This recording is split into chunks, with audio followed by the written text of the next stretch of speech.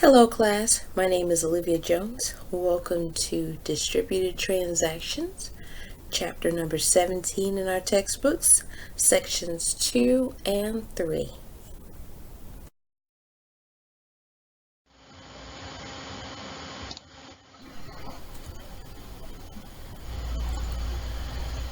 A transaction, simply put, is when a user accesses a server for an object. Basically, a request is made for that object and a process retrieves it. Within distributed systems, there are two types of transactions, flat and nested. Both sections will cover these transactions and the protocols used.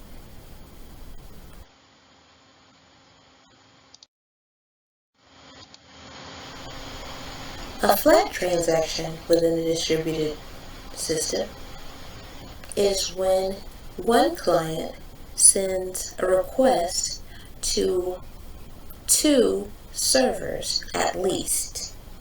So possibly 3, possibly 4, maybe even more. However, each request must be completed sequentially before the client makes the next one.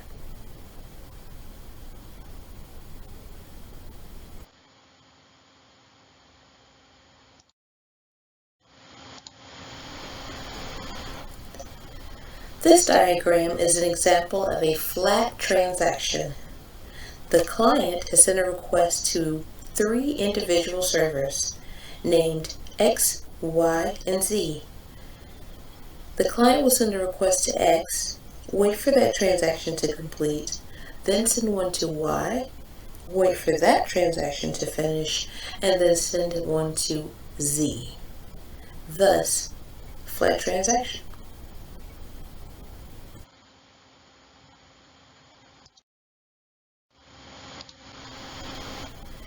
Nested transactions are very different.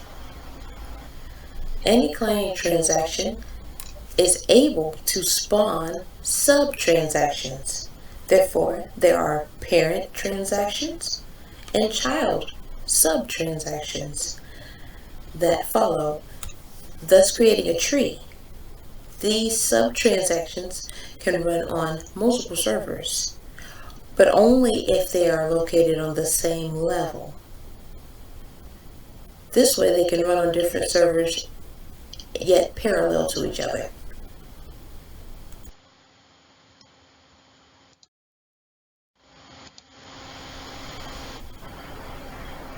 This diagram is an example of a nested transaction. As you can see, the client T is sending a request to servers X, Y, M, N, and P. Note the subscripts, the 1, 11, 12, 21, 2, and 22, for example. T1 and T2 are parent transactions, while 11, 12, 21, and 22 are, in fact, sub-transactions.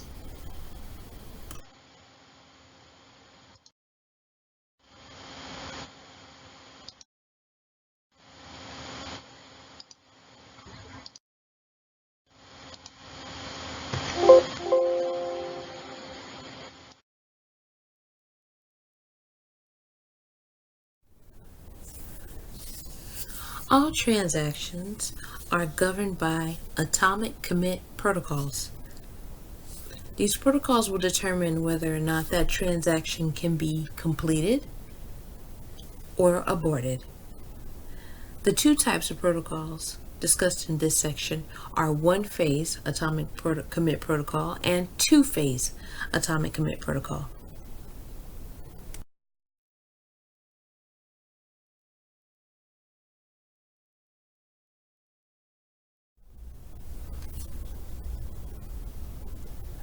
Under the one-phase commit protocol, the coordinator will send an abort or commit request to every device within the transaction. So every client, every server, once it gets an acknowledgement from every single device tied to that transaction, it will stop sending and perform the action.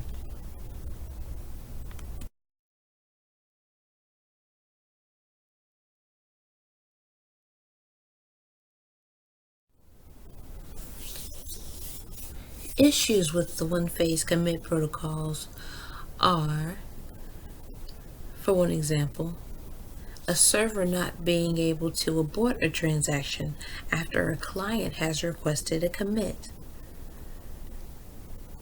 deadlocking, leading to the abortion of the transaction in which a client has no knowledge, or even unsuccessful validation at a server.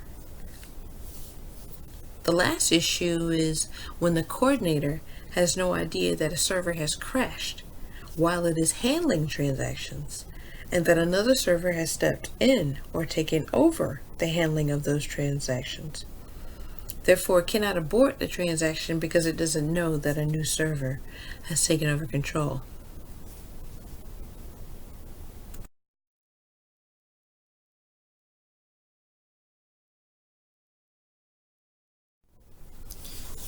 The opposite is true in two-phase commit protocol. Any device involved in the transaction can abort it at any time.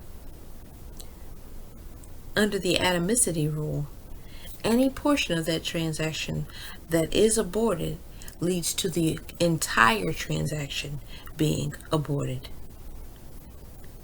The first phase is when every single participant in the transaction gets ready or prepares.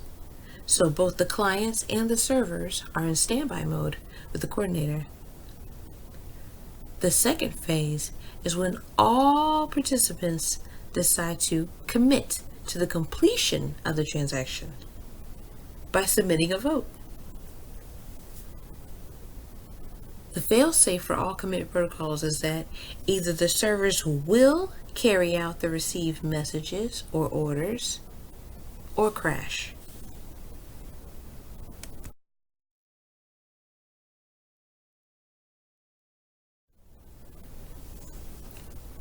This diagram is an example of the two-phase commit protocol in action. As you can see here, there's a request coming from the coordinator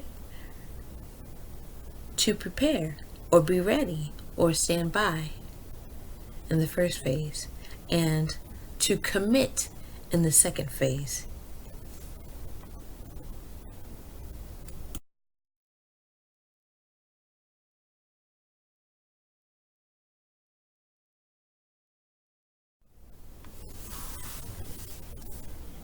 Within nested transactions, the two-phase commit protocol will either be flat or hierarchic. The flat two-phase commit protocol has a top-level coordinator sending a request to commit to the coordinators within the sub-transactions. The hierarchic two-phase commit protocol has a top-level coordinator or parent sending those same requests to lower-level coordinators or children on different tiers. For every single tier of a transaction, there's a coordinator, and every sub-transaction also has a coordinator. And those sub-transactions can have even more sub-transactions with more coordinators. The tree could be never ending in a hierarchic two-phase commit protocol.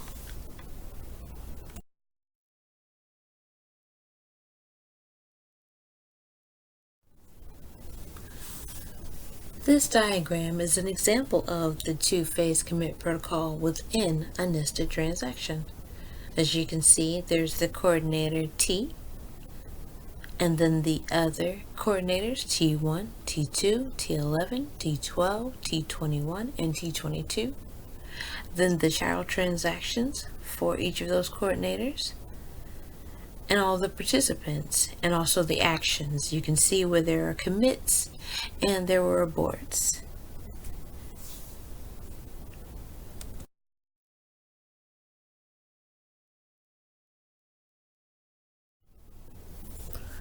Within the two sections of this chapter, we learned that there are protocols and types of transactions used within distributed systems.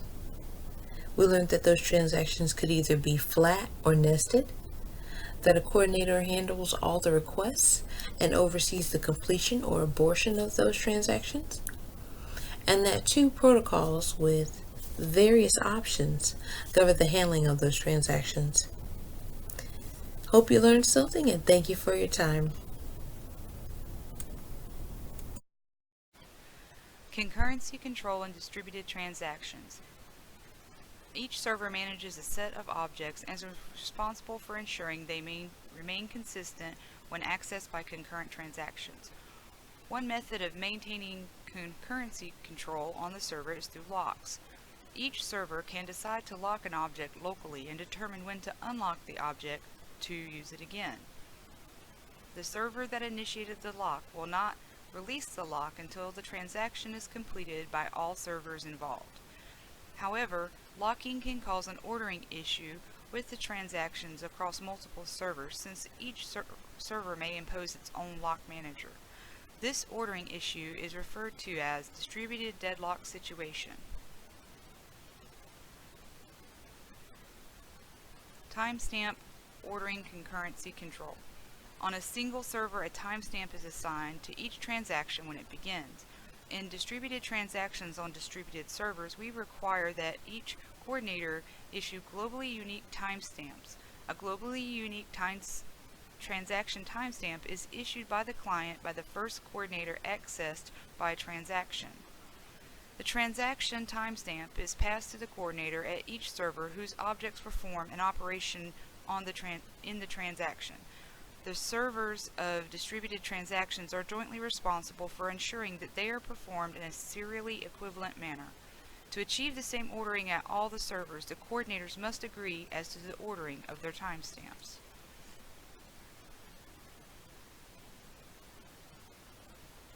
Optimistic concurrency control.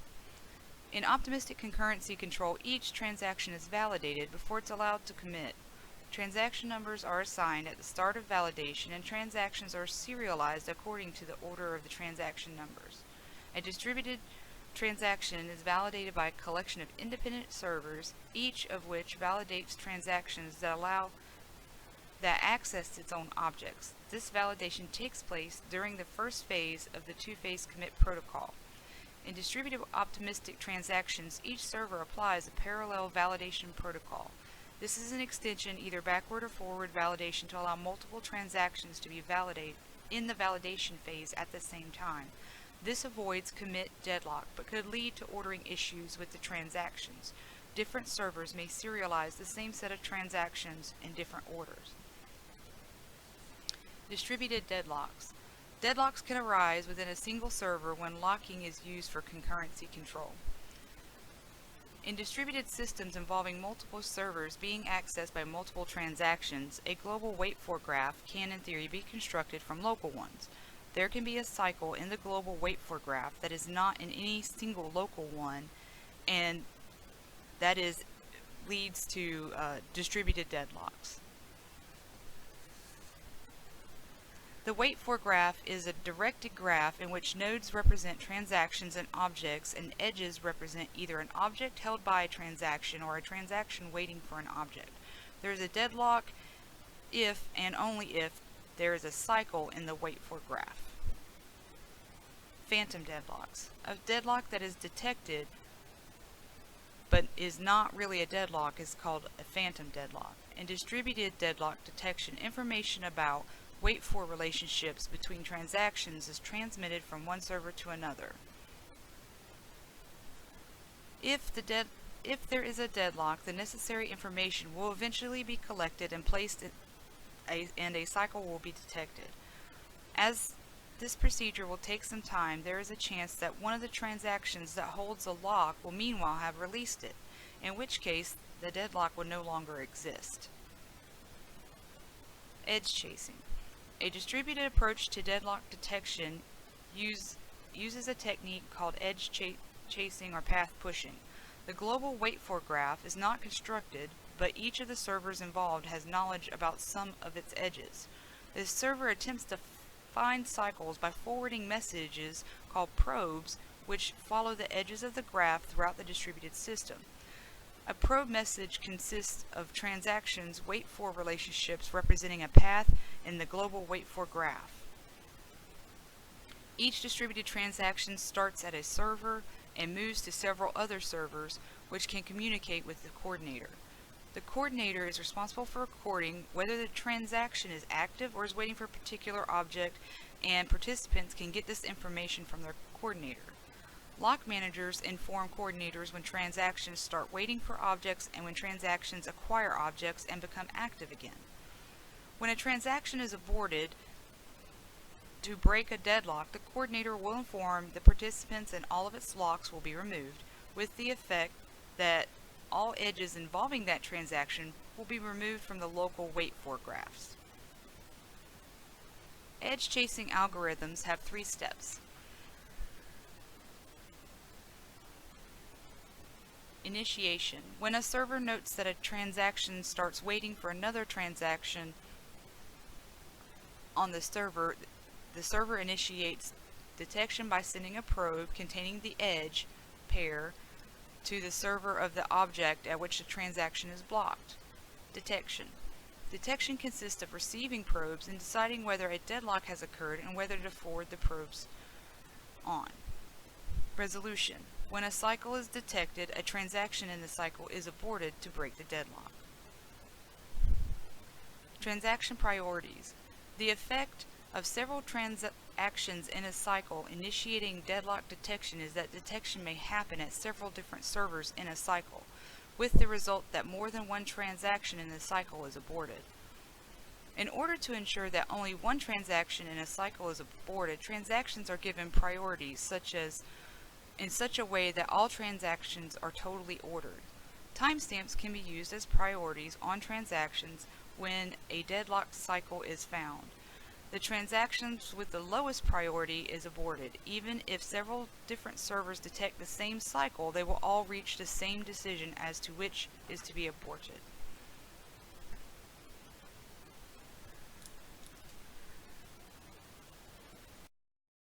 Transaction recovery. Atomic property of transactions.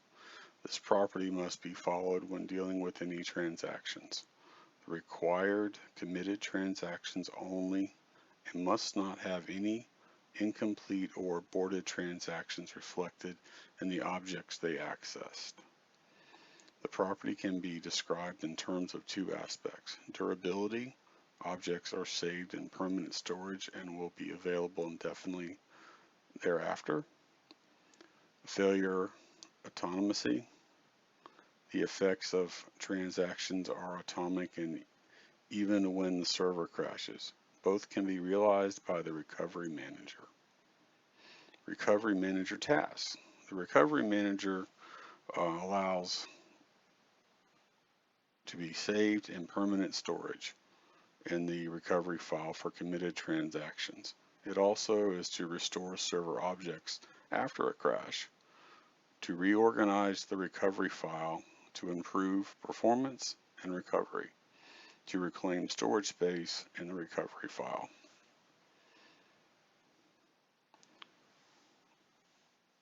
Intentions list.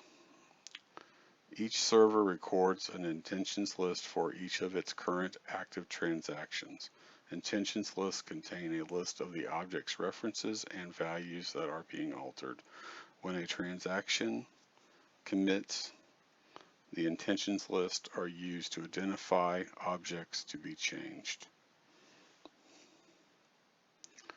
Contents of the recovery file.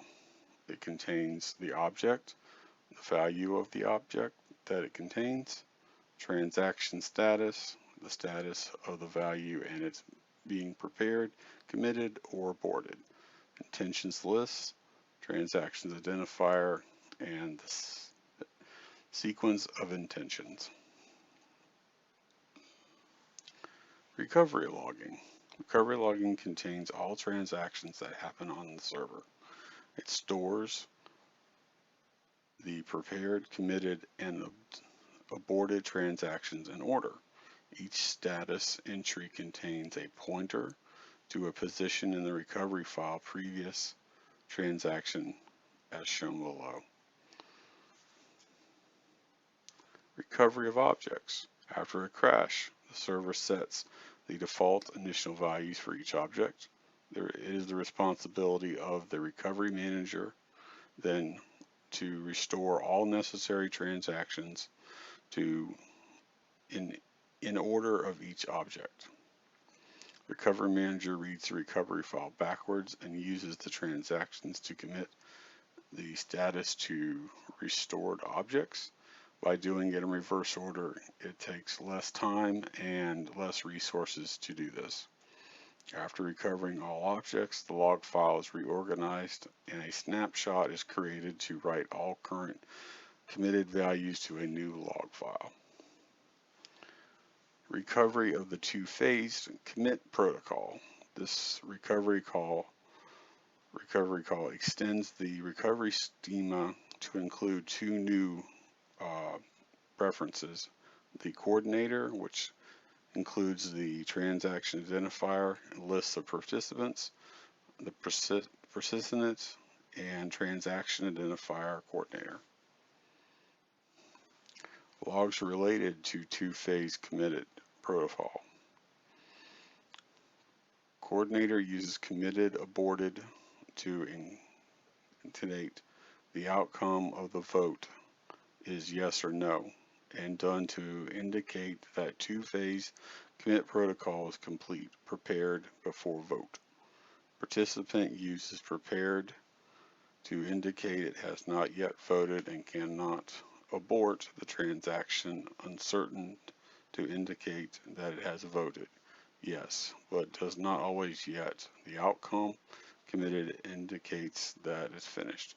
Example below, the server plays both the role of the coordinator for transaction T and the participant role for transaction U. The recovery process two-phase commitment protocol. When a server is replaced after a crash, the recovery manager must deal with two-phase commitment protocol in condition to restoring the objects. The action of the recovery manager with respect to the two-phase commit protocol for any transaction depends on whether the server was the coordinator or the participant and in its status at the time of failure, as shown in the table to the right.